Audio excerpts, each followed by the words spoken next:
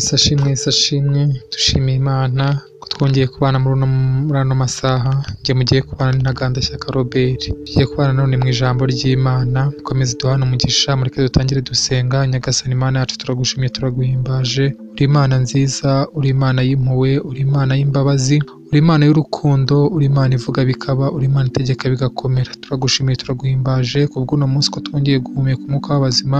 Turagushimiye Mwami Imana yacu ko waturinze ugakomeza kutuzigama. Uwiteka Mwami Imana yacu bishimirwe. Uwiteka akabanza twese dutunganye, tubabarire ibyaha byacu, tubabarire ibicumuro byacu, kuko Uwiteka turi mu isi yanduye, turi abantu. Uwiteka tuvuze ko nta byaha dukora tuba tukwise umunyabinyoma, kuko Mwami Imana yacu turi abantu, turacumura tukavuga tugacumura, ariko Uwiteka iyo tuje imbere yawe tugaca bugufi tugasaba imbabazi, Mwami Imana yacu uraziduha. Reka imbabazi zawe zitugaragareho, ukomeze kwigisha amaraso y'umwana wa Yesu Kristo, ukomeze utubeho kandi ukomeze udufashe muri byose, ukomeze ubane natwe, utangirane natwe, uze gusozanya natwe muri uno mwanya wo kumva ijambo ryawe. Tubisenze mu izina rya Yesu Kristo umwami wacu n'umukiza, amen.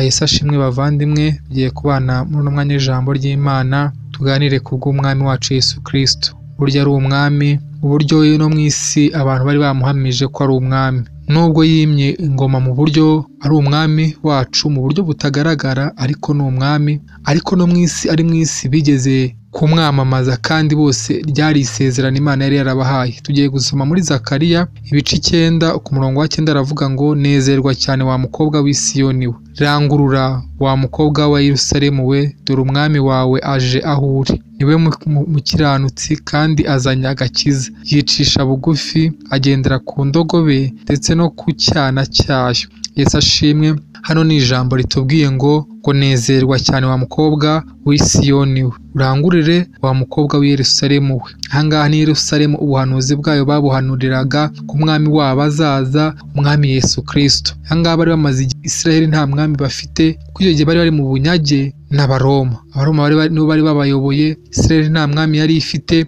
rero bari bafite inyota yo kuzabona undi mwami. Ariko tugiye kureba uwo mwami, kuko hano baratubwiye ngo dore umwami wawe aje aho uri, niwe mukiranutsi kandi azanye agakiza, kuko uwo mwami wabo we arakiranuka. Uwo mwami wabo azanye agakiza, niwe ubazaniye agakiza, aje kubakiza. Kandi yicisha bugufi, agendera ku ndogobe ndetse no ku cyana cyayo. Tugiye kureba uwo mwami hano batubwiraga, buno buhanuzi ko bwaje gusohora. Hano biratubwiye ngo ni muri Matayo 21, kaduhere ku murongo wa 1, avuga ngo bageze bugufi bw'i Yerusalemu bajya i Betefage ku musozi wa Elayono, maze Yesu atuma abigishwa be 2, arababwira ati mujye mu kirorero kiri imbere, uwo mwanya muri bubone indogobe izirikanye n'iyayo, muziziture muzinzanire. Ariko nihagira umuntu ubabaza ijambo, mumubwire muti databuja niwe uzishaka, maze arahera ko azibahe. Ibyo byabereyeho kugira ngo ibyavuzwe n'umuhanuzi bisohore, ngo bwa buhanuzi twari tumaze gusoma buvuga ngo mubwire umukobwa w'i Siyoni muti dore umwami wawe aje aho uri, ari w'ineza, ahetswe n'indogobe n'icyana cy'indogobe. Bivuze yuko wa muntu cyane wari ugendaga ku ndogobe, wa mwami ukiranuka, wa mwami wari ugiye kubazanira agakiza, nta wundi ni Yesu Kristo. Ni Yesu Kristo. Hano bitwereka yuko bamuzaniye iyo ndogobe n'icyana cyayo, akacyicaraho, akagenda bamuhetseho, abantu bakamwamamaza. Hano noneho dusomye muri Matayo 21 ku murongo wa 9, aravuga ngo itara ry'abantu bamushagaye bararangurura bati Hoziyana mwene Dawidi, hahirwa uje mu izina ry'Uwiteka, Hoziyana ahasumba hose. Bivuze ngo abantu bose bamwamamaza, babona ko ari uje mu izina rya Dawidi, babona ko ari wa wundi Dawidi yari yaravuze yuko azaza mu gihe cyabo, ngo ntazigera akurwa ku ngoma. Uwo nta wundi ni Yesu Kristo bavugaga. Ni wa mwami ukiranuka, ni wa mwami uzana agakiza, ni watuzaniye agakiza.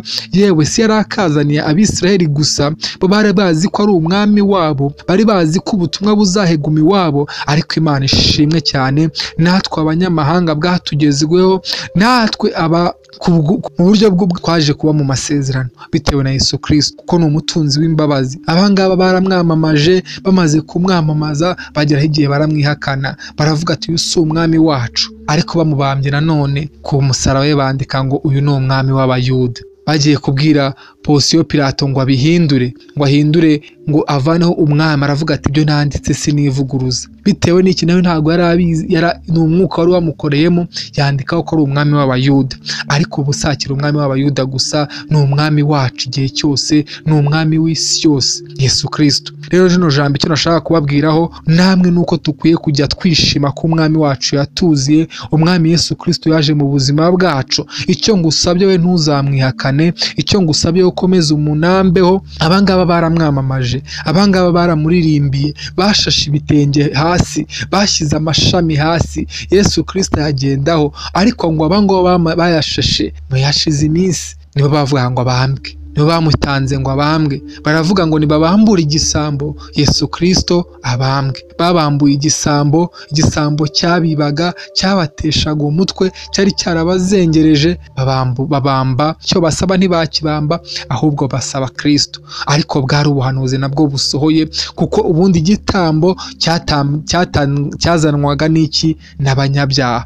Yesu Kristo rero nawe yagombaga gutangwa n'abanyabyaha, bakaba ari bo bamwica.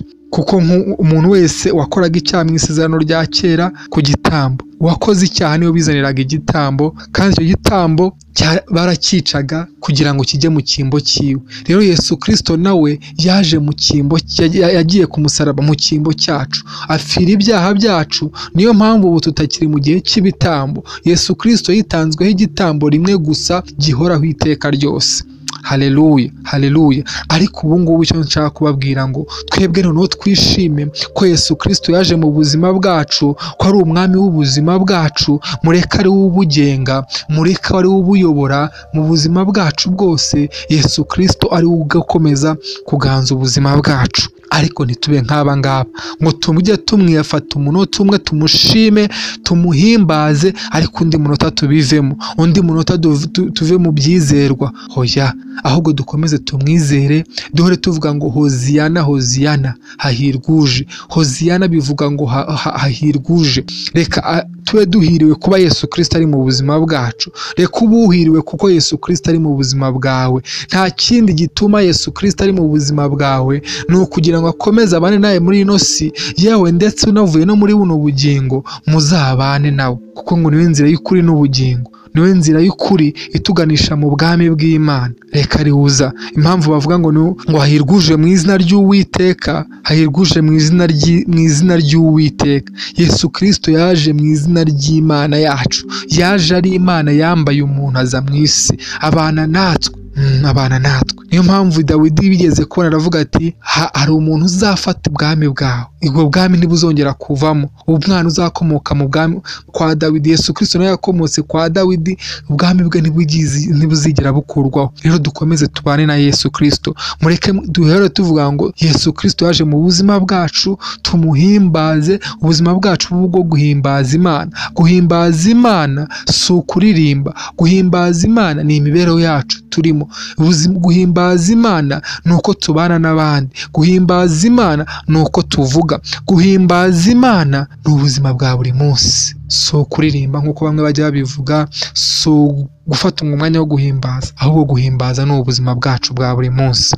Rero bene data, Imana ikomeze ibahe umugisha, Imana ikomeze ibishimire, dukomeze duvuge ngo hahirwa uje mu izina ry'Uwiteka, kuko yaje mu buzima bwacu. Twabaye abana biwe, natwe twabaye abaragwa. Ubu ngubu ntitukiri abanyamahanga, ahubwo yatugize abana b'Imana. Ubu turi abana b'Imana, ubu natwe turi abaragwa. Ubu natwe dufite amasezerano, twasezeranyijwe ubugingo buhoraho kuko twizeye Yesu Kristo. Icyo ngusabye ni uko utamwihakana, icyo ngusabye ni uko utamwemera umunota umwe ngo undi nawe uri muri babandi bavuga ngo nabambwe. Oya, ahubwo komeza umuhamye, ukomeze uvuge ngo hoziyana, hoziyana, Yesu Kristo ari ku ntebe kandi ntawe uzayimuvanaho. Wowe icyo usabwa ni ukomeza kumwamamaza. Mureke dusoze dusenga. Nyagasani Imana yacu, turagushimye, turaguhimbaje. Uri Imana nziza, uri Imana nziza. nzima, uri Imana ikomeye. Ijambo ryawe ni ubuzima, turagushimiye Nyagasani Imana yacu. Uwiteka ibyo uvuze birasohora, nk'uko wari warabyeretse Hezekiya